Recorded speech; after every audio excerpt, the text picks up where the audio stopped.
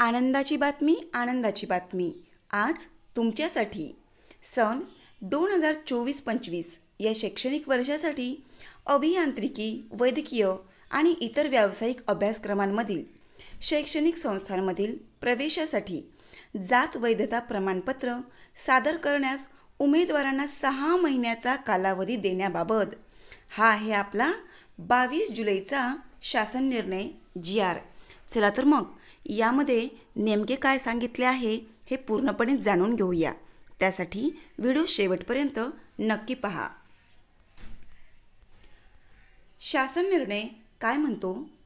राज्यात सध्या सुरू असलेल्या सन 2024-25 मधील विविध शैक्षणिक संस्थांमधील प्रवेशासाठी जसे अभियांत्रिकी, वैद्यकीय आणि इतर व्यावसायिक अभ्यासक्रमांसहित उमेदवारांना जात वैधता प्रमाणपत्र सादर करण्यास येत असलेल्या अडचणी लक्षात घेऊन सदर शैक्षणिक संस्थांमधील प्रवेशासाठी उमेदवारांना जात वैधता प्रमाणपत्र सादर करण्यासाठी प्रवेशासाठी अर्ज केल्याच्या दिनांकापासून 6 महिन्याचा कालावधी देण्यात येत आहे.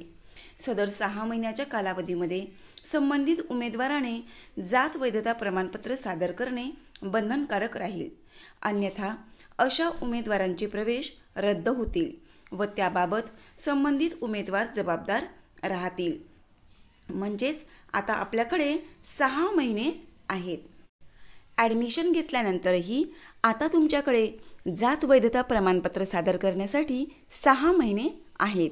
त्यामुळे डोंट वरी, टेन्शन घेऊ नका आणि अशाच प्रकारचे नवनवीन GR पाहण्यासाठी चॅनलला सबस्क्राईब करा. धन्यवाद.